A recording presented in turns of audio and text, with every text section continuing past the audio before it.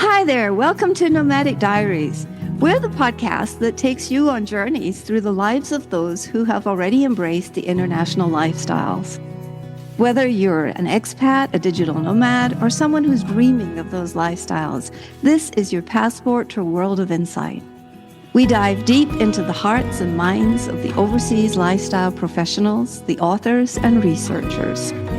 Join us in this fun adventure as we deconstruct all the elements of expat and nomadic lifestyles, one captivating story at a time. Our guest today is Zoe Routh. And Zoe is an author, a leadership futurist, and a multi-award-winning author, speaker, and podcaster who is English-born, Canadian-raised, but Australian adopted, and we will be talking a lot about that. She is known as an outdoor adventurist and an experiential educator, a truth teller, a learner, and a one-time belly dancer. Ladies and gentlemen, it is my pleasure to introduce you to our listeners, Zoe Routh.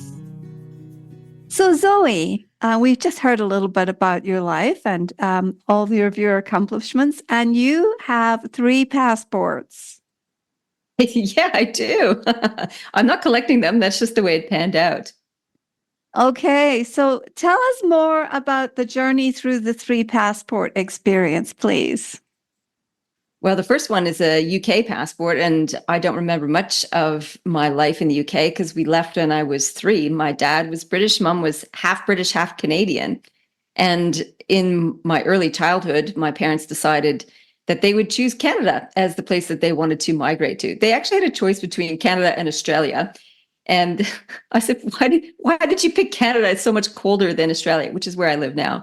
And they said, well, we're thinking about, Australia, and we figured the only Australians we knew drank a lot of beer, and we didn't want to go to a massively beer drinking kind of culture.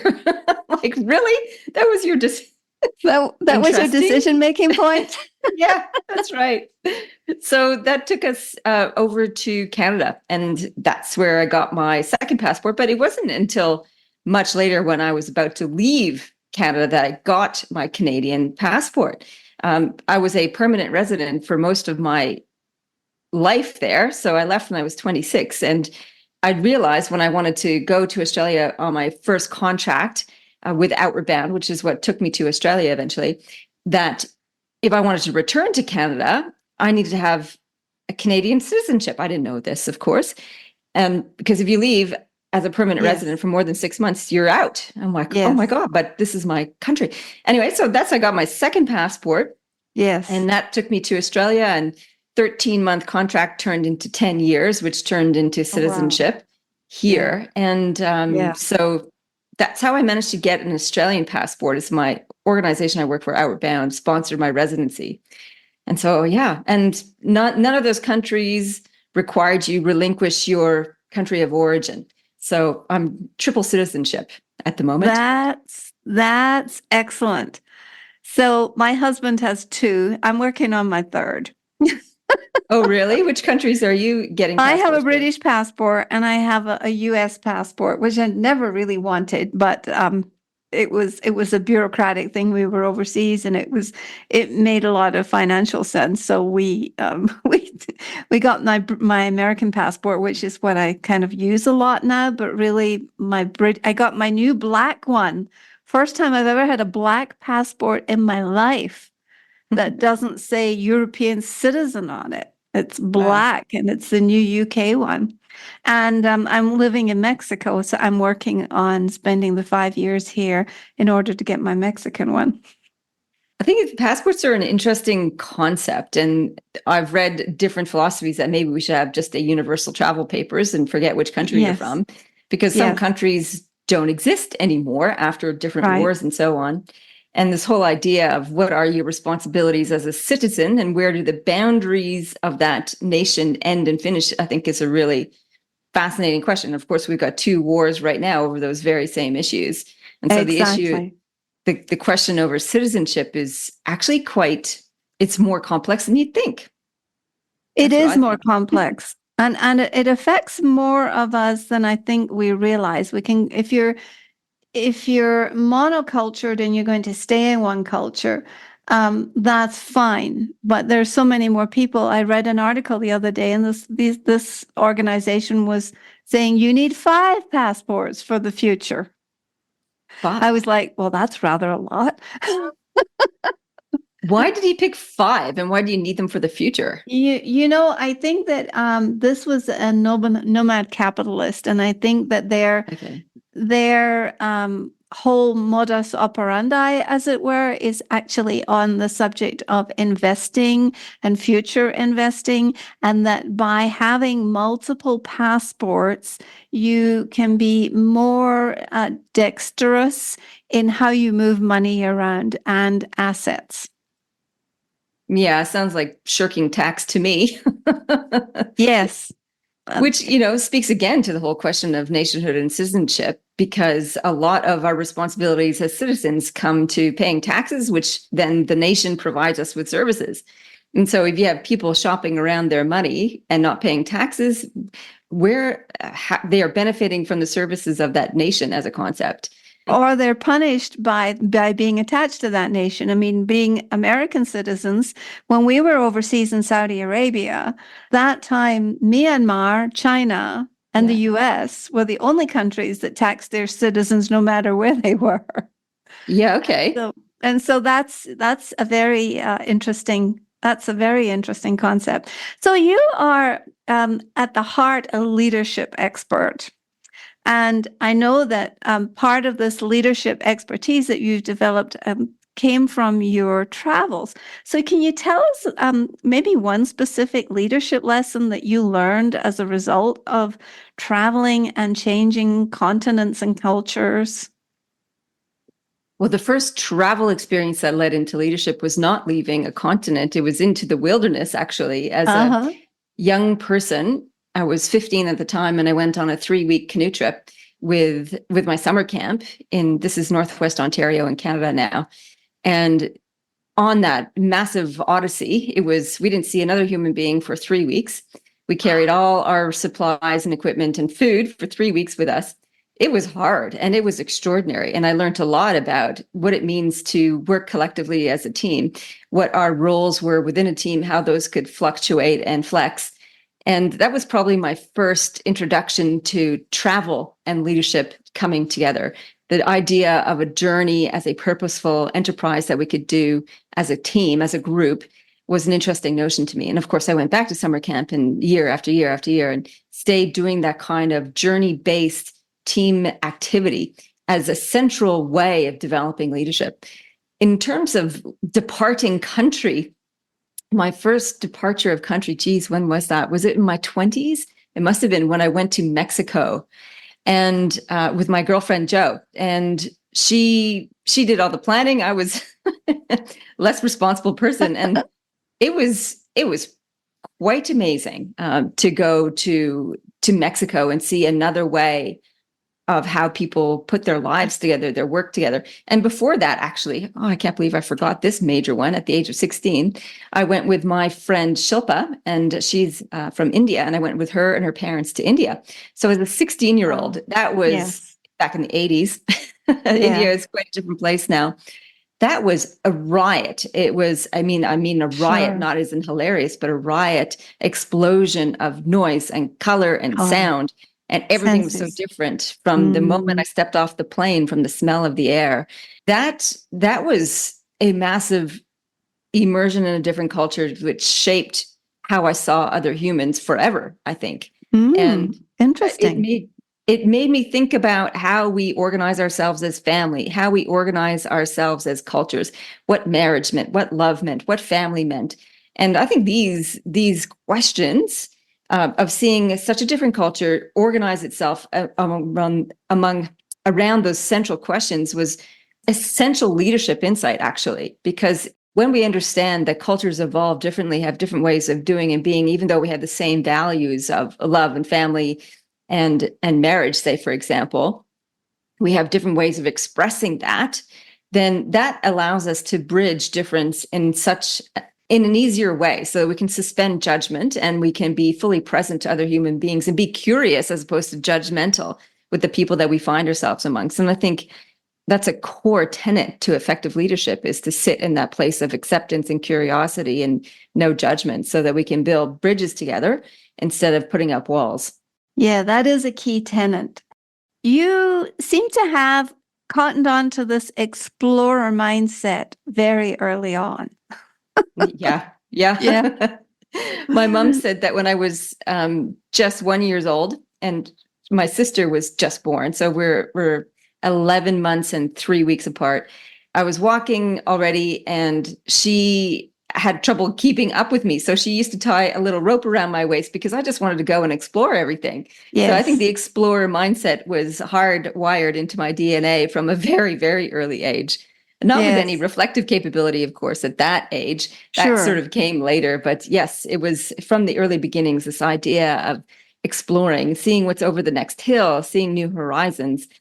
It's kind of an insatiable curiosity for me. Yes. Well, I have a question for you then. I heard the statistic just recently, and I don't know whether it's true or not, but I'd love to know what you think about it. The statistic came to me from someone I interviewed who was a cross-cultural trainer, also working on the verges of leadership. And she said 20% of the population has a specific DNA that lends itself more to wanderlust. Oh, wow. Actually called the wanderlust gene nowadays. Have you ever heard of the wanderlust gene? I have not. And I think that's fascinating. What I do know, though, I don't know anything about that research, but it's an interesting factoid if it's true, is that people do get different frames of reference in terms of from their own experiences, whether it's from their DNA or whether it's from their upbringing and so on. And they put different lenses on the world as a result. Some are reluctant to go exploring, or are more risk averse, and some are more curious and adventuresome. And it's always that nature versus nurture conversation that you can come to with that. I think that's fascinating that there is a wanderlust gene. And I was watching a show yesterday that talked about the warrior gene versus the worrier gene, and that's a thing as well. Oh, and my. I wonder if you have wanderlust and warrior together, what kind of human that makes you. A Viking, maybe. Yeah, interesting. Well, I just wanted to run that by you because to me it was also fascinating. And I was thinking, well, if there are people who have that, I definitely have. I definitely got it. So, what advice do you give to leaders about getting out of their comfort zones? You know, you've traveled so much and you've built your business at that nexus of being a leader and a leader of leaders. So, can you tell me, how does having that mindset of shift, change, adaptability, how does that help? Well, complacency is a shortcut to failure. So if we are just resting on our laurels and staying in our comfort zone, then we are just repeating the same old, and the world around us will pass us by. It's as if we'd sit on the bank of the river and watch the river flow by. We can't be on the bank of the river as a leader. Otherwise, we get left behind. So we have to get in the river of change and explore. Otherwise, we're not serving our customers. We're not serving our staff. We're not serving our stakeholders at all. It's never been more important to be uncomfortable and to be comfortable with being uncomfortable as a leader. Yes. And what makes us uncomfortable, one of the central things, is uncertainty. And we are living in such volatile times in terms of the rate and pace of change, the advent of technology and globalization and the shrinking of globalization, and how one little incident in one particular area of the world can cause massive ripple effects. We need to be nimble and agile. And that's not comfortable at all. We are not actually hardwired for that. Our brains are change averse. We like stability. It makes us feel safe and comfortable. And so, it is uncomfortable to be on the edge of discomfort. One of the things that I use as a mantra for myself is do hard things. And that's a way of being uncomfortable all the time. And for each of us, doing hard things is different. It could be a physical challenge like running a marathon or doing an epic hike. Those are kind of the challenges that I quite enjoy. Or it Yes. could be doing something like going on a podcast and getting interviewed, or it could be writing a Yes. book. Doing hard things forces us to confront our own inner dialogue. It forces us to confront our own concept of self. And therefore, by corollary, I think that's how you say it, Yeah. what we are thinking about other humans. And so when we force ourselves to the edges of discomfort, then we start to be able to pull on new resources and new paradigms and new perspectives of ourselves and the people around us, and indeed the landscape. And it's only in that place of new points of view that we can start to innovate and create new directions. How would you recommend that we build our leadership capabilities by enticing ourselves to the edge of that? Because it seems to me that I don't go off and do like crazy hard things. I go off and do hard things that are things that make me uncomfortable bit by bit by bit on a constant basis. I find that that works better. Talk to me about enticing ourselves and leading ourselves towards that precipice. Wow. Okay. Can you entice someone to be uncomfortable? No, I don't think you can. No, There's but you can nothing entice alluring yourself. about it. You can encourage self. You can structure your world and your expectations and the systems around you so that you Right. nudge yourself, I guess. Nudging is Yes. probably a better That's a better word. word for it than enticing. Because there And aren't going to be breadcrumbs at that edge. that's right. No, and it doesn't have to be a precipice either. Like, Right. I don't think being uncomfortable means that you have to stand at the precipice of the unknown and just jump and hope that you can build the plane as it Flies. goes off the edge. I think that's one way of risk taking. I think we need to understand our own risk profile and operate within that. Otherwise, we go into the panic zone, then we're in a fight and flight, and then all of a sudden we're not being productive at all. So that sort of edge of where's my stretch zone? So when I worked at Outward Bound, we always had this 3 concentric circles. There's the comfort zone in the middle, there's the panic zone on the outside, and then there's this little stretch zone. So what we want to do is get people into the stretch zone. And we're in panic zone when our survival brain takes over. We have our amygdala fire up, and all of a sudden we can't function properly. We lose our capacity for logical thinking. We lose our capacity for empathy. So it's about testing where that barrier is. And your principle of like a little bit by little bit is actually a very good practical one. So I think by having little bits of discomfort in your day, you kind of build up the capability for that. It doesn't always have to be an epic hard thing. I think it's little things. Here's an example of little things. At the end of your shower in the morning, turn on the cold water for 30 seconds.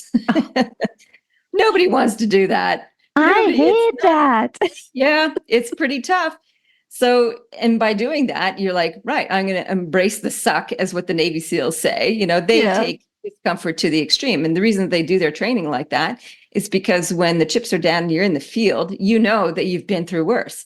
And I was on a recent bushwalk, a hard one, actually, it's quite hard, with some friends of mine for 2 weeks. And the first 2 days were pretty darn hard. The weather was atrocious. It was bucketing rain.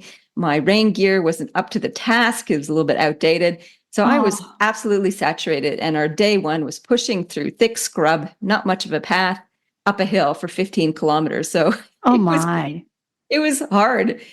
I talked to my friend Mel, who was just the two of us in that first week. And I'm like, how do we get through this stuff? Because this is bloody hard. And we're in our 50s. Well, she's actually not quite in her 50s. I am. Our bodies aren't quite as bouncy as they were in our 20s. Yeah. Yes. And I thought about it a lot. It's like, because I've had a lifetime of hard bush experiences where it's been worse, actually, where I didn't know where we were and we had a longer day to go and the packs were heavier. So it's like, you've been there, done that. In fact, that's the whole principle of Outward Bound as an organization. Outward Bound is about leadership and personal development in the outdoors. It was birthed in Wales, Aberdyfi in 1956 by a German Jewish educator called Kurt Hahn and the owner of the Blue Funnel shipping line, Lawrence Holt. And what Lawrence Holt was finding is that when his boats were being bombed by the Germans and his sailors got into lifeboats waiting for rescue, it was the young sailors who died and the old crusty ones survived. And he was really curious about that. And what he discovered, it was because the old sailors had been there, done that. They'd been through a lot of hard times. They had all that experience to draw down upon, so that when they were confronted with the unknown, the uncertainty of sitting in a lifeboat at sea, hoping and waiting for rescue, they had that tenacity to last them through. So we don't have to do as hard things as that, go sit in the lifeboat and drift at sea. And those little things like having a cold rinse shower build up our capability for discomfort. And whether it's going out for a little bit extra walk when you're used to walking a kilometer, if you go just a kilometer and 200 meters, it's a little bit harder. Just nudging the discomfort a little bit. Build it up. Yeah. Mm-hmm. Yeah. So, and you don't want to, like, if you've never spoken in public before, you don't want to sign up and all of a sudden be performing on a stage in front of 1,000 people. You want to do it slowly to build up that, learning how to master your skill, learning how to master yourself before you get on the stage. There are things that we can do to build it up. So my recommendation to leaders is, just start with something that you know, that's like eating raw broccoli. I can't stand raw broccoli, so it's uncomfortable. And yet I know it's good for me. So if I'm going to build up my discomfort, it's like, right, going to chomp on the raw broccoli and then move on. Yes. So whatever, and you don't do it every day. Exactly. Well, that's very practical. And, I had never heard the story behind Outward Bound before. My daughter attended it when she was 15. She attended one, I think, in Costa Rica, and also one in Thailand. Wonderful. And they were absolutely pivotal effects.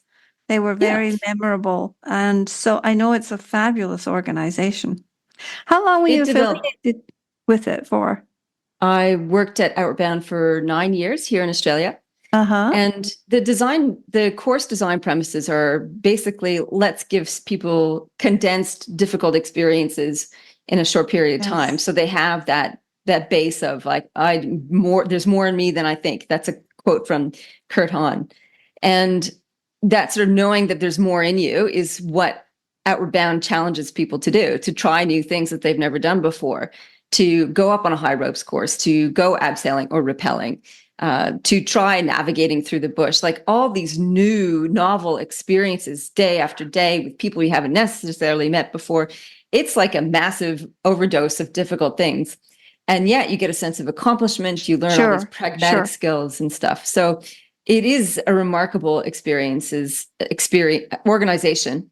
And there's not that many experiences these days that you can have that take you out of your comfort zone and into unknown territories to learn to rely upon yourself and the people around you.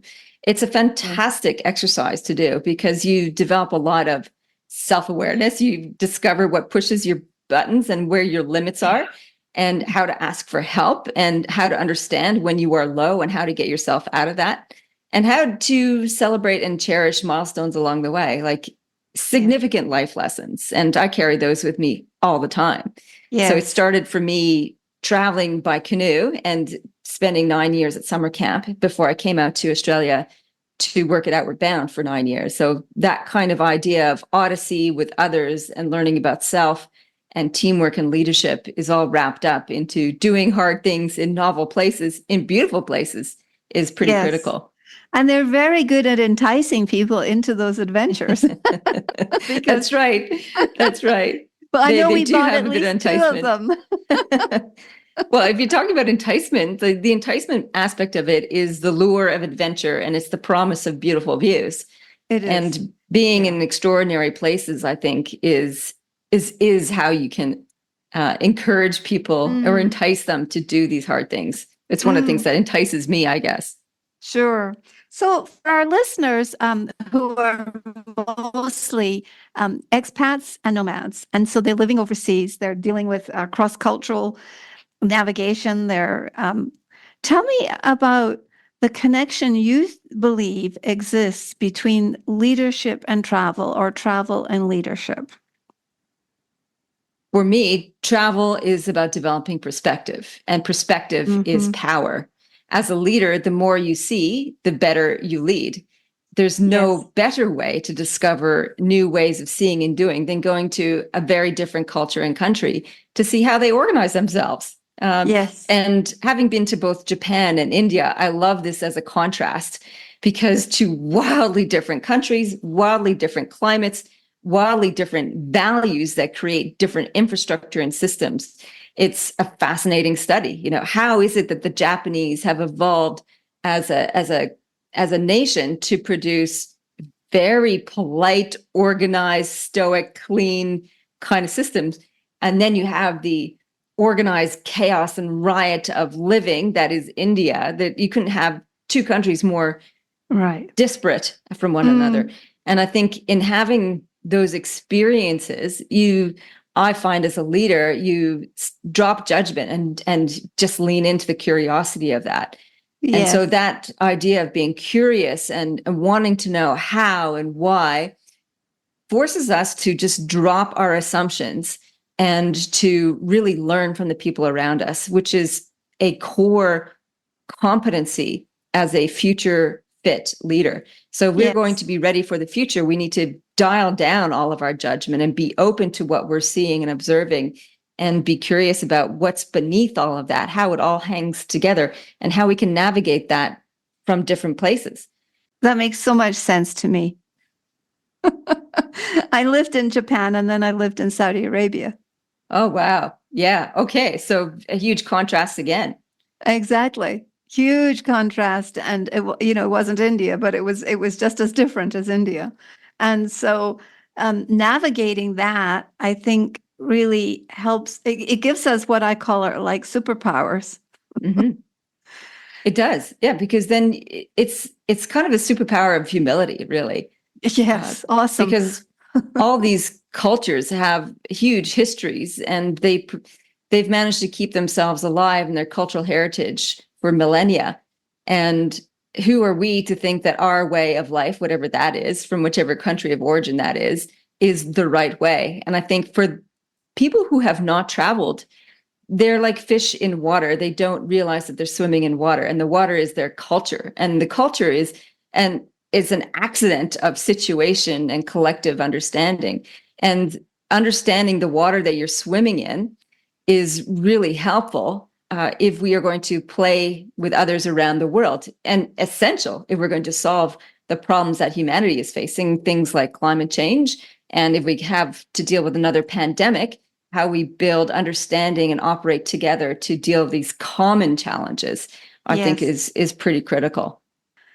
So people who live abroad and who live overseas and who start to develop a sense of, wow, we have different skills, we have a different awareness, we have a different sensing, and all those things are invisible.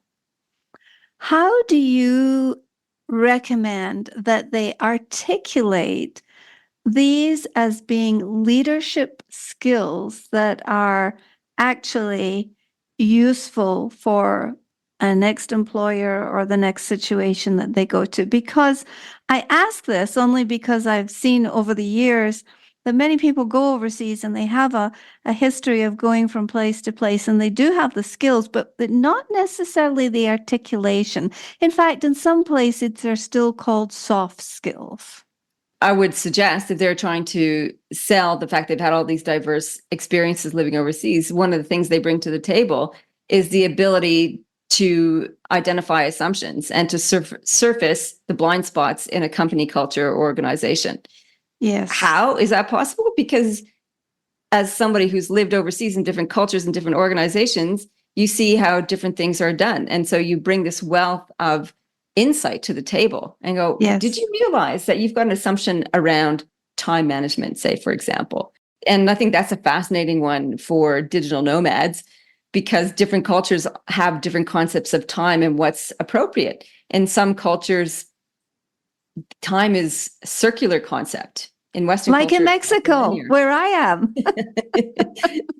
I know. And it's hard to get your brain around that. Sometimes you don't even realize that there is a different concept of time until you run smack bang into it and you go, oh, that was my assumption that time is thought of in the same way that I think of time. Linear. Yes. Yes. So I think yeah, that's my suggestion anyway, is that if people are trying to sell the advantage of this, I see things you won't necessarily see. I can ask innocent questions that can bring down or Mm, open up the mm, assumptions which may be holding us back, which may mhm. offer an innovation breakthrough. I And think that's that's a one of the meta skills that digital nomads have in particular. yes, and I think a lot of expats naturally build that, but don't always put it on, don't know a way to put it on the resume. That's right. Yeah, yeah. That diversity of experiences that you can bring to the table. It's quite amazing. So just on the same sort of thought process, if you're going to grow through travel and you've been in several cultures, what tips do you have for being actively an active observer so that you can really grow this sense of perspective? Because perspective is one of the six mental faculties we have, right? So it seems to me it's pretty important. Active observer. Well, I think you want to be asking big questions, first of all. Like I would go from the macro to the micro. The macro is how does this country organize itself? What are its Mm. concepts around duties of the government? So going from big picture of that, what is citizenship responsibilities? What is their ethos around caring for citizens? What are the country's values? That's kind of the meta one. Down to Okay. the micro one, so how does that play out in terms of people's day-to-day lives? How do they interact with one another? What are their concepts around family? What are their concepts around work? What are their concepts around spirituality? And one of the places I like to see how people intermingle is in restaurants. Yes. Because how people think of service and eating is pretty interesting. Is it male only and women only, say, for example, who are serving the customers? How do they serve them? Do they have like the entitled disdain of the Australian service clientele, or do they have the joyous can't do enough for you of the Balinese, say, for Mm. example? And being open and curious about that. What is that about? What is service mentality? What does friendship look like? And what are the life expectations of the humans? So I think having a cornucopia of questions is a way to become more observant and discerning around that.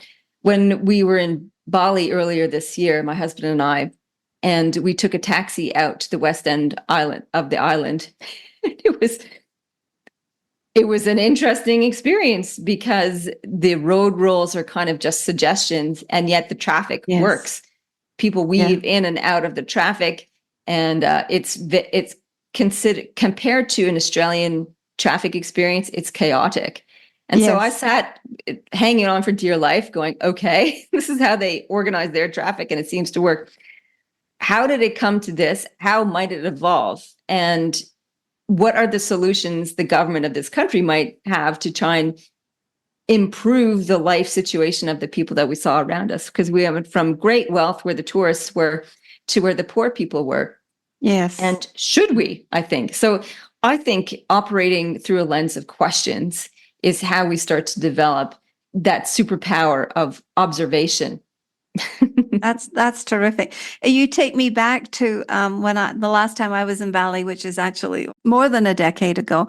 We took the bike trip down. We took bicycles down the volcano, and I remember, at one point you're on a road and you've got dirty trucks and everything in front of you, Yeah. and then at another point you're blissfully in the rice paddies, just pedaling along, and it's like India to me. It's got such a conundrum and such color and so much stimulation that Yeah. sometimes you don't know where to look or what to think.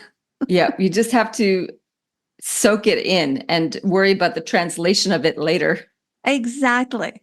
So I love your ability to communicate. And how do you think your travels and your three passport uh, blending has really influenced your ability to communicate and lead across cultural differences? I think languages have a big part to do with it. So I Mhm. went to a French immersion school in Canada and am bilingual in French and English. And that helped me to learn similar languages such as Spanish. So when we went to Mexico, I could picked up Spanish pretty Sure. easily, and I could communicate in the natural language. My husband and I have been going to Japan for the last 13 odd years, working at trying to learn the language there, like the written language and the spoken language. And that really opens up how you can see people differently. Yes. And one of the theories I've had is how language actually shapes, or I'm not sure if it shapes the humans or the humans shape the language. It is associated or affiliated with how people experience themselves and their culture in their country. So Japanese has a very different kind of rhythm than French. And if you look at those two cultures and how they express themselves, the language is reflective of that. So, for example, Japanese is very orderly, it's very succinct, and it's very almost staccato. And I think that is in Japanese culture, it feels a little bit like that. It's very precise and nipped off, I guess, whereas French is very expressive and languorous, and the French people can be like that, very different to the Japanese. So in some ways, I think that's how travel has shaped my point of view around leadership. And if you boil it all away and distill it down to its essential nugget, it's all about empathy and compassion and being curious. And when you stay open through that lens, then you can bring people together across all sorts of differences, and being able to point out the differences so that if you're working with an international team, to highlight the fact that Germans have a different way of thinking about work than the French and the Australians, and saying, we all think about these things differently. Where can we find common ground so that we're not stepping on each other's toes or putting our noses out of joint? That is the way to start to build understanding. So making visible the stuff that we assume is true. So it's coming back again to that assumptions and surfacing that we're fish. We've all been fish in different ponds. And what pond are we going to mingle in together? And so what's your favorite thing to do? Do you work with cross-cultural teams? Do you work with particular kind of leaders? What is your favorite thing to do? I work with CEOs and senior executives a lot on either their culture change or culture development or strategy development. So it's about harnessing the perspective of different minds to create a better future together. Sometimes that's international, sometimes it's just Australian. And even within the just Australian moniker, it is quite diverse here. So most of the population is migrant of one type or another. Only about 1% or 1 or 2% of our country are Aboriginal. So there is quite a lot of people imported from elsewhere, either this generation or a few generations beforehand. So we all bring to the table different lenses of understanding, and even different areas of Australia have different like mini cultures to bridge and talk differently, have different practices and so on. So difference is always alive and well, and that diversity is what brings strength to the team. So I like to leverage that in putting together plans with people. So tell me, where can our listeners find you? My home base is my website. It's zoerouth.com, ZOEROUTH.com. I have a podcast as well, currently called the Zoe Routh Leadership Podcast. Will be rebranded a little bit later this year as Fit for the Future Leadership.